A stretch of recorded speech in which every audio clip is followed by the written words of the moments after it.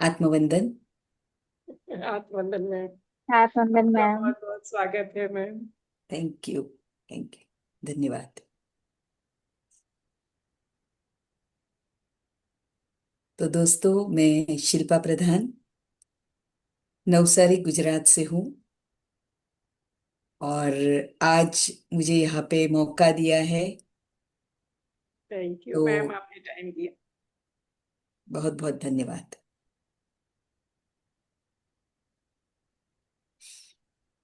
Ma'am थोड़ा और बताइए, आप कब से पीएमसी में हैं? ओके। मैं एक्चुअली 2021 से JTTP 13 से ज्वाइन हुई थी। और उसमें ज्वाइन होने के कुछ दिन पहले ही मुझे, कुछ महीने पहले से ही मुझे बस ऐसे ही अचानक इंट्यूशंस आने लगे थे। मैं मेडिटेशन तो करती थी तब, लेकिन दूसरी संस्था के साथ जुड़ी हुई थी। और तब मैं जॉब भी करती थी एज ए टीचर। और फिर ऐसे ही एकदम दिमाग में आया कि बस मुझे जॉब छोड़ देना है। मैंने जॉब छोड़ दिया। ये वो समय जब कोरोना स्टार्ट होने की तैयारी थी, उसी के पहले मैंने जॉब छोड़ दिया। फिर एक दूसरा जॉब भी आया, ऑफर सामने से आया, वो मैंने लिया, लेकिन मन नहीं मान रहा था। दोबारा उसे छोड़ दिया। और बस PSSM के साथ जुड़ गई। वो भी कैसा था, एक्चुअली जिस संस्था के साथ मैं जुड़ी हुई थी, मैं शिव योग में थी। तो नवसारी में उसका सेंटर भी मैं चलाती थी। तो एक्चुअली ऐसा कोई भी चांस नहीं था कि मैं किसी और ऑर्गेनाइजेशन को जुड़ जाऊं। शिव योग में कैसा था कि हर वीक में एक वीडियो आता था। हम सब सामूहिक एक साथ एक जगह बैठ के वो वीडियो सुनते थे, उसके साथ ध्यान करते थे और अलग हो जाते थे। यही हमारा रूटीन था, हर संडे टू संडे। तो मैं किसी और ऑर्गेनाइजेशन के को बिलीव भी नहीं करती थी, इतना स्ट्रांग माइंड था मेरा। लेकिन जब कोरोना समय आया तो हम इस तरह से मिल नहीं पा रहे थे। और ऐसे में PMC हिंदी ने स्टार्ट किया ऑनलाइन। तो ऑनलाइन के कारण हुआ ये कि मेरे सहेली, जो वंदना जैन है भोपाल की, यस। तो उसने वहां से मुझे एक,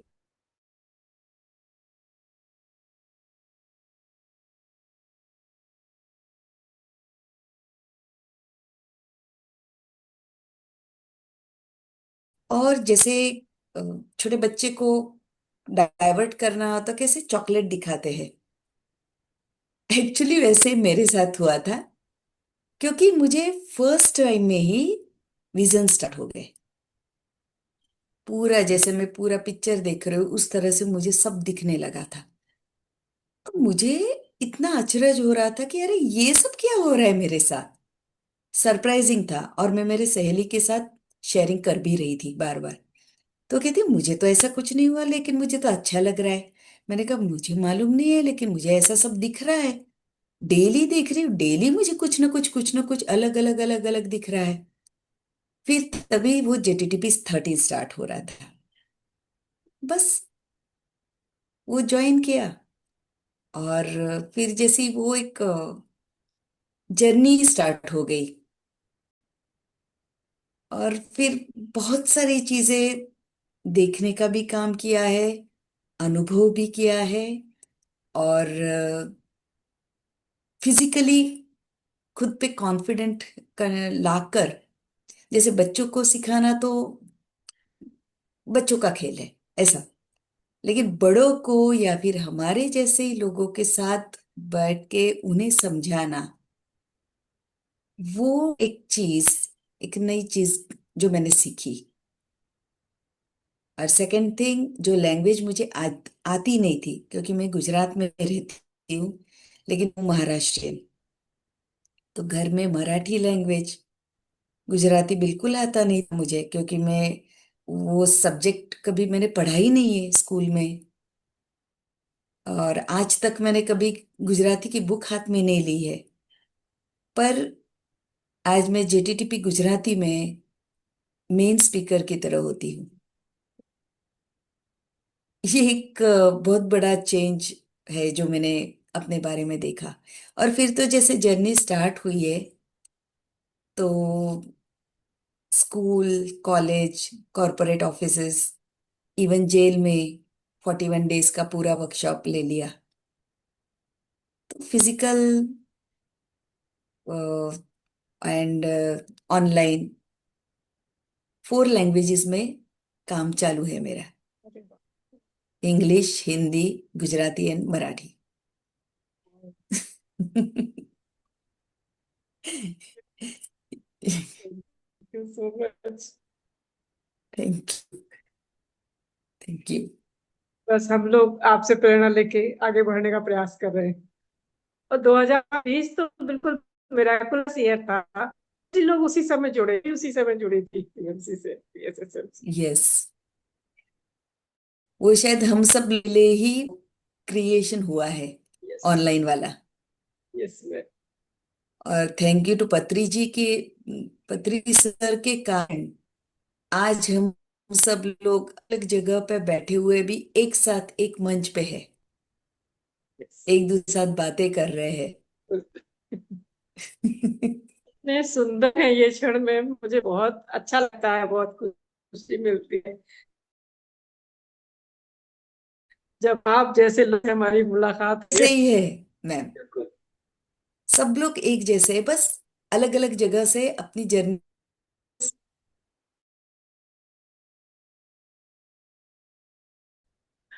थैंक यू मैम। यस, हमारे बीच आने के लिए बहुत बहुत धन्यवाद मैम। धन्यवाद। तो आज का जो टॉपिक है, जो मुझे मीन्स मैंने बताया था, 5 फिंगर कंसेप्ट, वो शायद आप सभी लोगों ने कभी न कभी सुना भी होगा कि 5 फिंगर कंसेप्ट पत्री सर बहुत ही खूबसूरती से ये कंसेप्ट हम सबको समझाते थे। और वो जो कंसेप्ट है, उससे धीरे धीरे, पहले स्टार्टिंग में मुझे ये समझ में नहीं आता था कि अरे ये 5 फिंगर कंसेप्ट ये क्या है, हमें तो बस 5 उंगलियां दिखती है, और इसका ये सब बोल क्या रहे। सॉरी, एक सेकेंड है, क्योंकि ये मेरा थोड़ा बचते रहता है। यस। तो 5 फिंगर कंसेप्ट जब मुझे समझ में आया, तब मुझे सही में बहुत मजा आया, क्योंकि इतना सिंपल टाइप से सर ने समझाया है। आप भी समझेंगे, आपने शायद सुना भी होगा, आज मेरी तरफ से फिर से सुन लीजिए। तो ये जो 5 उंगलियां है, वो बहुत सारी चीजें हमें समझा रही है। सबसे पहली है ये सबसे छोटी उंगली। ये कौन सी है? ये है हमारा शरीर, हमारी बॉडी, जो सबकी एक जैसी है। सभी के 2 हाथ है, पैर है, पेट है, सब कुछ है। उसे ठीक रखना हमारे हाथ में होता है। वो किस तरह से, वो भी हम सबको मालूम है कि अगर शाकाहारी रहते हैं हम, तो शाकाहार के कारण वो जो भोजन हमारे पेट के लिए उपयुक्त है, वो भोजन हम ले रहे हैं। हाँ, उसमें हम बर्गर पिज्जा को काउंट नहीं कर सकते, क्योंकि शाकाहार में भी कुछ चीजें ऐसी है जिसे पचाने के लिए बहुत समय लगता है। जैसे 2-2 3-3 दिन लगते हैं उसे पचाने के लिए। और जो नॉनवेज फूड है, अगर एक बार भी आप नॉनवेज फूड खाते हैं, उसको उसे पचाने के लिए हमें 4 दिन लगते हैं। अब सोचिए, घर में कूड़ा पड़ा है, 4 दिन से वो कचरे वाला आया ही नहीं है, क्या होगा? वो उसमें से गंदा स्मेल आने लगे, है, वो गंदगी के कारण हम सहन नहीं कर पाते। वो खाना पूरा सड़ने लगता है, वो कचरा पूरा सड़ने लगता है अगर गीला कचरा उसमें डाला हुआ हो तो अब सोचिए, हमारे पेट के अंदर हमने ऐसी चीज डाली है जिसे डाइजेशन करने में समय जा रहा है, तो क्या होगा? वो भी खराब होने लगेगा, उससे भी गैस होने लगेगी। यही तो हमें गैस होने की तकलीफ होती है। देखिए कहाँ से कहाँ पे पहुंच रहा है। जो कूड़ा बाहर गैस करता है, वही गीला कचरा जो हमारे अंदर हम पेट में डाल रहे, जो हमारे शरीर के लिए इतना सही नहीं है, वो पड़े पड़े उतना समय जाता है, इसीलिए उसी के कारण गैस और उसके बाद एसिडिटी स्टार्ट होती है। दूसरा, हमारी डाइजेस्टिव सिस्टम पे उसका उस पे बहुत ज्यादा लोड पड़ता है, इसीलिए हमारा डाइजेस्टिव सिस्टम धीरे धीरे स्लो होने लगता है। इसीलिए काफी सारे लोगों को ये दिक्कत दिखती है कि भाई मेरे को पचता नहीं है खाना। हम फिर लग जाते हैं कि भाई एक्सरसाइज करें, ये करें, वो करें, लेकिन रियल रीजन क्या है? रियल रीजन है कि जो खाना हमें खाना चाहिए वो हम खा नहीं रहे हैं। तो शरीर खराब करना या फिर अच्छा रखना हमारे हाथ में है। अगर हम सात्विक भोजन करते हैं तो हमारा शरीर एकदम स्वस्थ रहेगा। इससे थोड़ा बड़ा है, वो है हमारा मन। ठीक है, अभी ये मन क्या करता है या मन क्यों बड़ा है? तो मन में जो आता है वो शरीर करके दिखाता है। किस तरह से? जैसे मैंने तय किया है कि मैं आज से डाइटिंग करूंगी, भाई मुझे ये सब तला हुआ और तेल वाला खाना नहीं खाना है, डाइटिंग करनी है मुझे, मेरा वजन थोड़ा कम करना है, ये मैंने तय किया। लेकिन मैं जब किसी के घर गई, वहां पे उन्होंने मुझे बहुत टेस्टी ऐसा खाना नाश्ते का मेरे सामने लाके रखा। अब मुझे लगता है यार आज खा लेती हूँ, नहीं तो उनको बुरा लगेगा। ये कौन बोल रहा है? ये हमारा मन बोल रहा है। मन को इच्छा होने लगती है, अरे ये टेस्टी लगता है, हाँ। और आजू बाजू के कहते हैं भाई ये तो बहुत टेस्टी बना है, हमें हमारी इच्छा और प्रबल हो जाती है। और बस तय तो किया था डाइटिंग करूंगी, लेकिन ऑटोमेटिक हाथ जाता है आगे, डिश ले लेते हैं और स्टार्ट कर देते हैं। होता है ना ये चीज? हम सब ने ये देखा होगा कि कितने ही बार हम कुछ सोचते हैं लेकिन कुछ ना कुछ कहीं पे गड़बड़ कर देते हैं। इसलिए हुआ क्या? ये जो मन है वो हमारे शरीर से भी बड़ा है। वो हमारे शरीर को कंट्रोल करने लगता है, और वो कंट्रोल करता है, इसीलिए हमारा हाथ आगे उठ के जो नहीं करना है, जो हमने तय किया है, वो ही हम कर जाते हैं। अभी देखते हैं तीसरी उंगली, ये है बुद्धि। बुद्धि यानी लॉजिक, ज्ञान।